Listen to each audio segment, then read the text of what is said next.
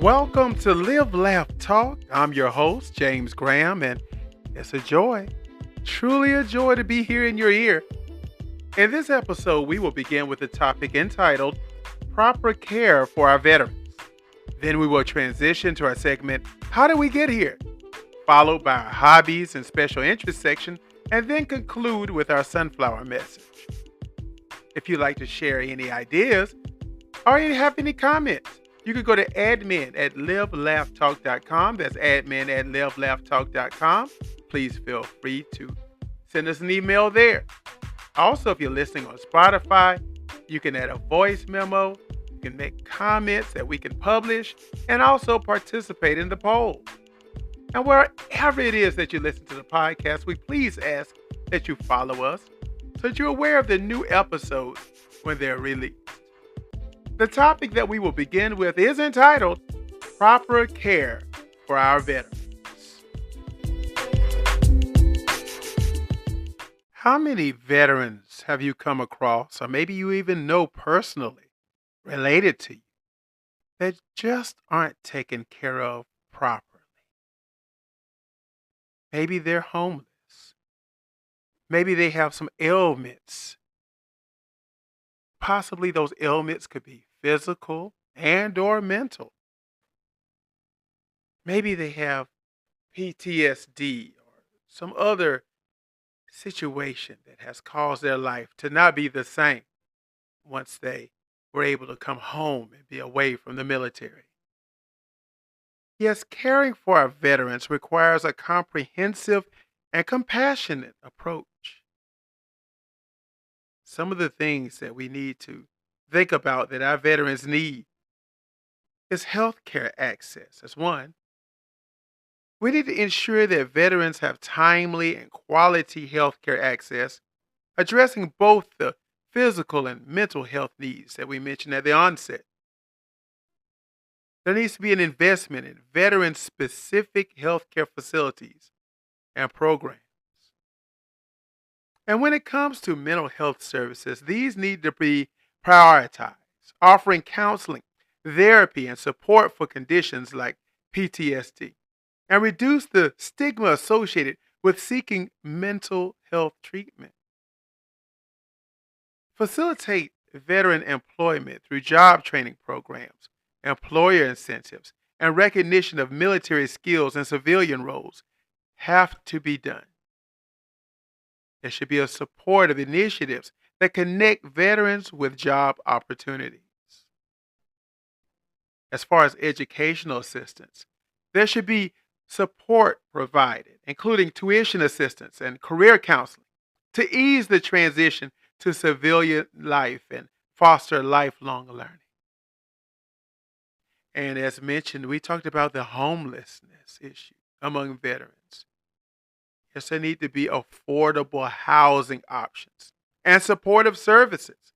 Collaborate with community organizations to offer transitional housing and assistance programs.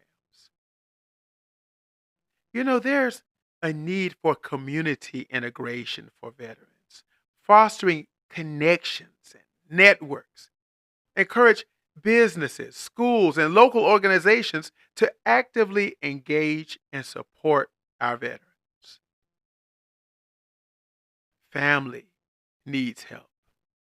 Yes, we have to recognize the importance of supporting veteran families, offering counseling, resources, and assistance to families dealing with the challenges of military service. If we could simplify the process for veterans to access their entitled benefits, this would be largely appreciated. We have to ensure clear communication about available resources and streamline administration procedures. There's another thing that's ongoing with our veterans, and that's substance abuse. We need to address this. These issues have really permeated among our veterans, and we need to create effective prevention methods, even intervention, as well as treatment programs. If we work closely with nonprofit organizations that specialize in veteran support, we could find that this could play a crucial role in providing specific services and advocacy. Let's cultivate a culture of appreciation for veteran service. Recognize their contributions through public events, ceremonies, and initiatives.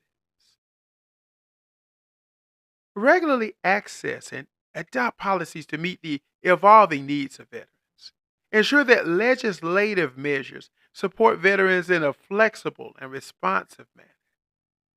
Yes, by addressing these aspects, we can create a supportive environment that honors the sacrifices of these ones and ensure that they receive the care, opportunities, and respect that they deserve. Accessible rehabilitation services for veterans recovering from injuries, whether physical or cognitive, is a need as well. And this includes rehabilitation programs tailored to the unique needs of veterans. Embrace telehealth services to improve access to health care, especially for veterans in remote areas, as this can facilitate virtual consultations, mental health support, and follow up care. Let's develop comprehensive long term care plans for our aging ones, considering their specific health needs and ensuring they receive adequate support in their later years. If we enhance support during the transition from military to civilian life, this could be quite helpful. As these ideas could include career counseling, mentorship programs, and resources to navigate the challenges of reintegration. Let's establish effective crisis intervention services for veterans in times of need, addressing issues like homelessness, mental health crises, and family emergencies promptly and with care. Invest in ongoing research to understand and address the unique health challenges faced by veterans, including the long-term impacts of military service on physical and mental well-being. In addition, ensure that health care providers, employers, and community members receive cultural competency training to better understand and respond to the needs of veterans sensitively. There also needs to be accessible legal support. These veterans who deal with issues such as disability claims, employment disputes, and other legal challenges should have access to this at a reasonable cost, or possibly no cost at all. And those who care for our veterans, there should be recognition and support for that crucial role, providing resources, respite care, and educational programs to help them effectively care for their loved ones. And what about our women? Yes, tailor services to meet the unique needs of women veterans, including health care, mental health support, and resources addressing challenges specific to their demographic. Let's prioritize preventative health care services to address potential health issues before they even become severe, promoting a proactive approach to veterans' well being. Yes, by addressing these aspects comprehensively, society can create an environment that not only acknowledges the sacrifices of veterans, but actively works to support their well being throughout their lives. Yes, there have been so many, my family, I'm sure in yours, who have gone through such transitions and they haven't been treated properly. They haven't been loved and cared for. Instead, they're pushed to the side like their sacrifice didn't even matter. Let's make sure that for those that we love, that we take care of them and we provide everything needed. And for the ones that we don't know, and for the ongoing time, let's make sure that we create, as we mentioned, an environment that acknowledges these sacrifices and also an environment that supports them in whatever way they need for the rest of their lives.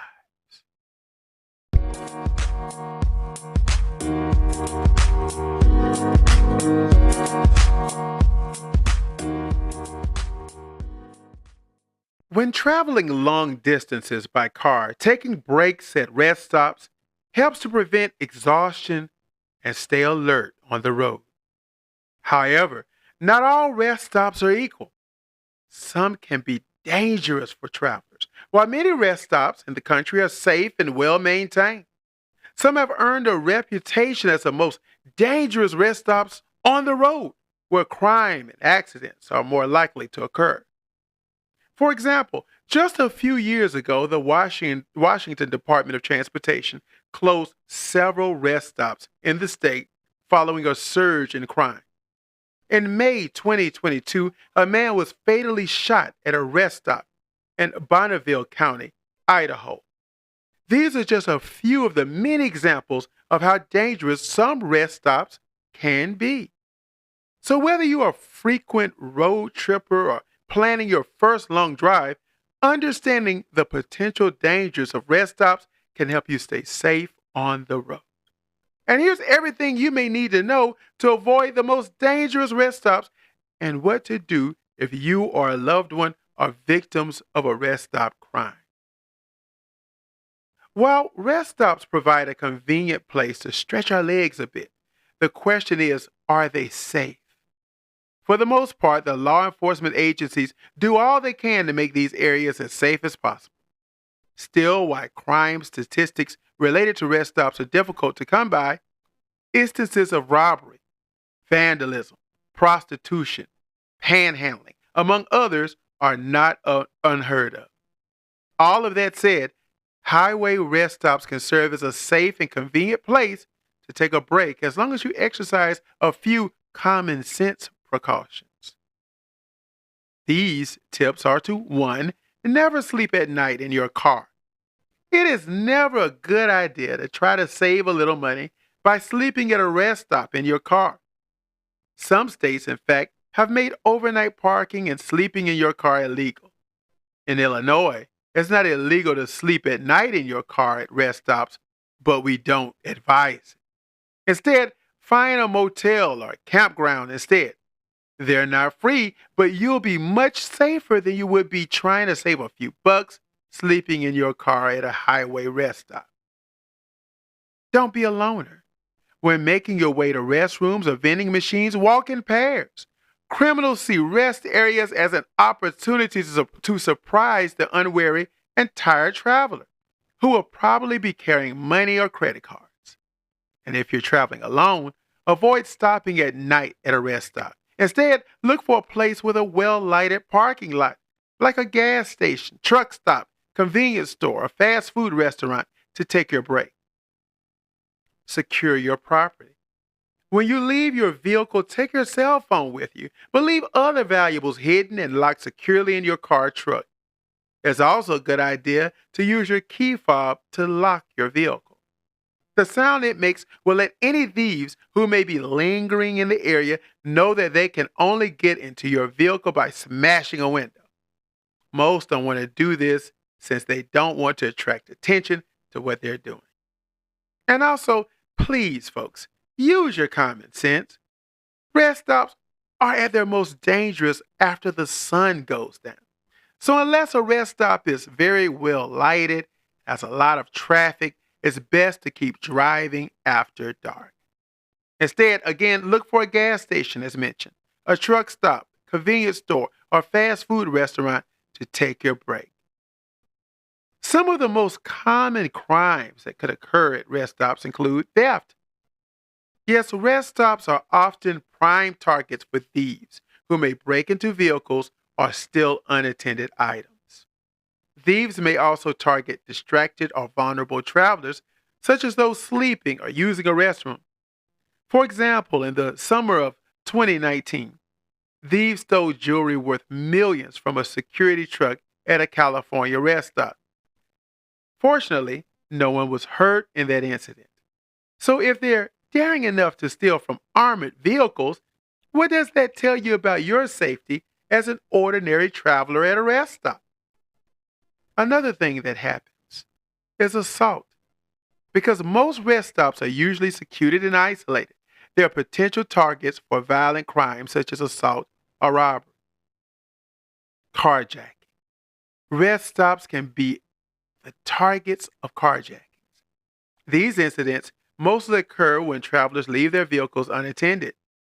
In 2020, for example, a man was killed in a carjacking at a rest stop along I-26 in Charleston, South Carolina.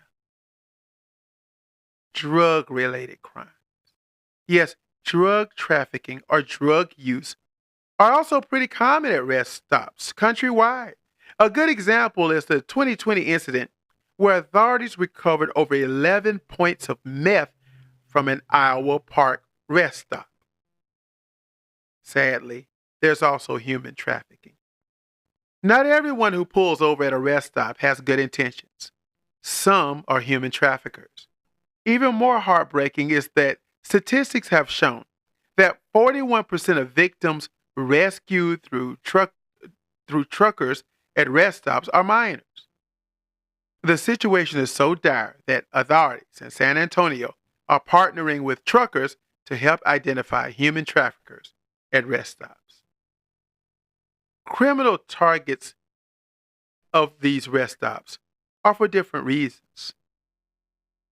Some are often located in remote or isolated areas away from urban centers. As a result, such areas are usually difficult to monitor for law enforcement, making them attractive targets for criminals because of the low risk of being caught. In addition, these locations may have limited surveillance, making it easier for criminals to commit crimes without being seen. And these criminals may also be able to hide from view in the surrounding terrain or foliage.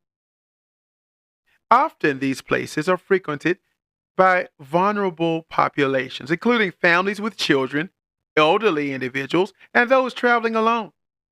Unfortunately, these populations may be seen as vulnerable targets for criminal activity.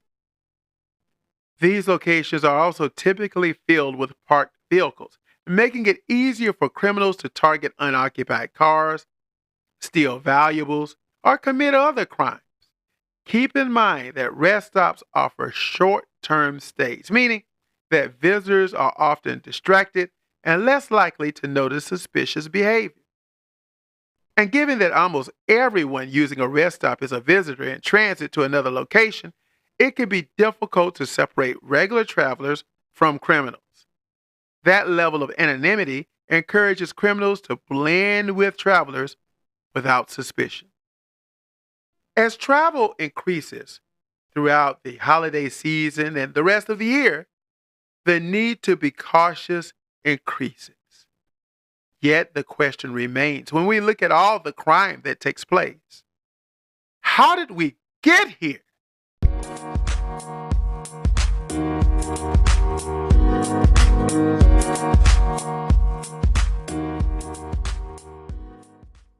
Micro gardening or cultivating small spaces for plants can be a rewarding and sustainable hobby. There's been some of these micro gardening tools and little small gardens that you can buy at Lowe's or another do it yourself store.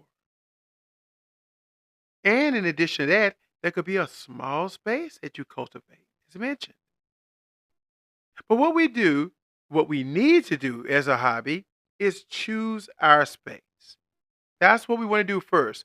Select a small area, balcony, windowsill, or even indoor spaces with sufficient light.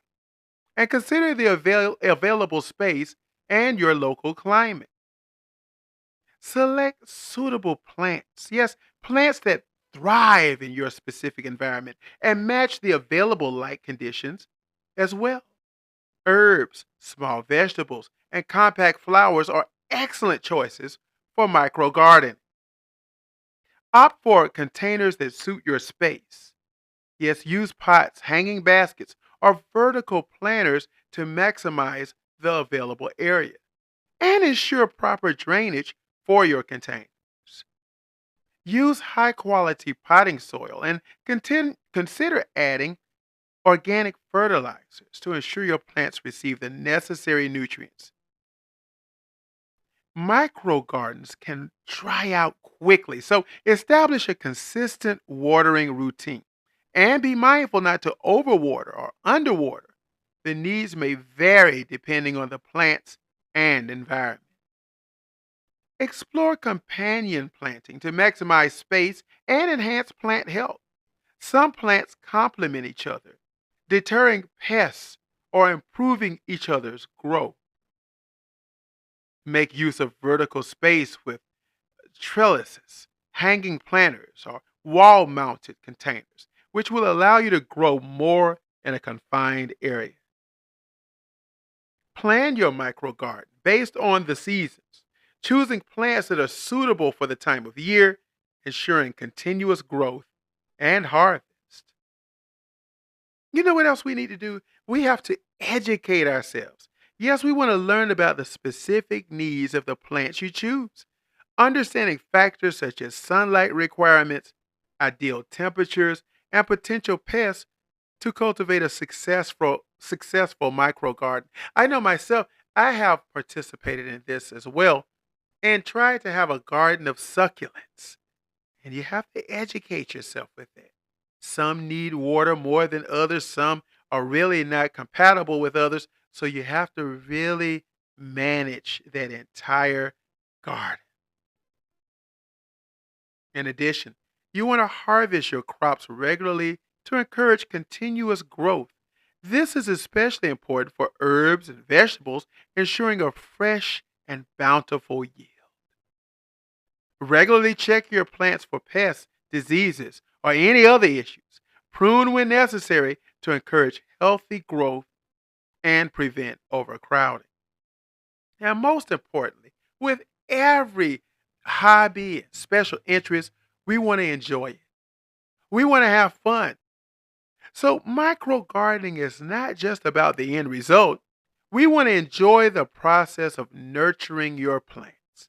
It's a relaxing and satisfying hobby that connects you with nature. Whether you have limited space or simply want a manageable gardening project, micro gardening can be a fulfilling and enjoyable way to cultivate greenery at home. We want to look at this as an opportunity for us to have a good time, having a flexible and adaptive hobby like gardening can allow for us to tailor it to our space, our preferences, and available time. So, if doing this, enjoy the process as mentioned. Learn from your experiences and savor the joys of cultivating your little green oasis. Our sunflower message is again a song. We've been hitting home runs for some of these songs that have been sent to us. This one is entitled Better by Jessica Reed. I used to be so broken, lost, empty, a heart with no beat, a singer with no song to sing. So I know the feeling. The silence is deafening, but in your pain lies a blessing, a sweeter song of victory. So keep walking, walking, walking, though it seems so far, no matter who you are. See, there's one thing that I know. Life, it can leave you so bitter, bitter, bitter, bitter. But you must believe that it gets better, better, better, better. It's all right. Dry your eyes. Send a prayer to the sky. I know it's hard to fight, but you must believe that it gets better. Listen to me. I know you're scared, but your heart is bleeding. What are you going to do now? I think it's time you break free and keep walking, walking, walking, though it seems so far. No, it doesn't really matter who you are. See, there's one thing that I know. Life can leave you so bitter, bitter, bitter, bitter. But you must believe that it gets better, better, better, better. It's all right. Dry your eyes, send a prayer to the sky. I know it's hard to fight, but you must believe that it gets better. Almost out of here. See, I was almost done. I wanted to die from how I was doing wrong. I cried out every night, looking for a helping hand. That's when it happened. That's when he took me in. He held me close, gave me love, refilled my heart, helped me grow, and helped me become better because his love, it made me whole. He's available anytime. Try him out. He'll change your life. See, because I know life, it can leave you so bitter. Please, but you must believe that it gets better. Life, it can leave you so bitter. But you must believe that it gets better. It gets better. If you only believe, it gets so much better. On Cash App, $ Live Laugh Talk, on Twitter at Live Laugh Talker, and on your podcast platform, you can donate to support our podcast. If you go on to Cash App, you can give a cash donation, or Twitter there. If you do it on the podcast platform, you can actually donate monthly, whether that's $1, $5, $10, you can make it a monthly contribution, which helps us to carry out all of the details that we have to do and other costs that come about to make the podcast a reality. And as you know, we work so hard. Please rate us the highest on your podcast platform because think about it. We release 2 shows on Monday. That is the regular Live Laugh Talk, and then there's Live Laugh Talk, His and Hers with Miko. So those 2 shows come out on Monday. Then we do a show on Wednesday, and then we do a show on Friday. Each show having 4 segments. Now, that's a lot of shows. That's a lot of information. That's a lot of research. So give us the highest rating you can. We work so hard for it. And don't just leave us right there. Tell your friends, family, colleagues about this. And also remember to go into Etsy, search for How Did We Get Here, or search for Live Laugh Talk, James Graham, several searches you can do. And you will see the merchandise where we have ties, socks, hats, cups, tumblers, t-shirts, a plethora of things that you can buy and support our podcast, merchandise that you can wear, hold in your hand, and tell others about it. As mentioned, Sparkle and Andrew from our 50th episode, they actually designed all of the merchandise, and it's absolutely awesome. We just mentioned Live Laugh Talk, His and Hers with Miko. We want to thank her for her hard work and her contribution. Those shows are so exciting. You guys get an opportunity to take a glimpse in our personal relationship in which we have some heated debates and sometimes some things that we just totally agree on. But you get a bird's eye view and the conversations are enlightening as well as fun. So we want to give a shout out to her. She makes this job very easy when she's here with me. Also, we don't want to forget about, as our Live Laugh Talk empire, or we can say universe, continues to grow. Here we have 2 shows, and we also have a fellow that is a brother to me who has reached out on his own. He started out hanging out with us a couple of times, and now he's got his own show called Frankly Ford, and that's Darius Ford. We want to tune in to his podcast as well, and also you'll find merchandise as well as really fun. He has a fun interactive email page, and I think you guys will enjoy that too. So the universe continues to grow because we have nothing but family, and our family stays busy, and our family is in the business of helping others. So what a joy it is to be a part of our family, and you are as a listener. This is James and George's baby boy signing off, and as you know, I can't wait to talk with you again soon.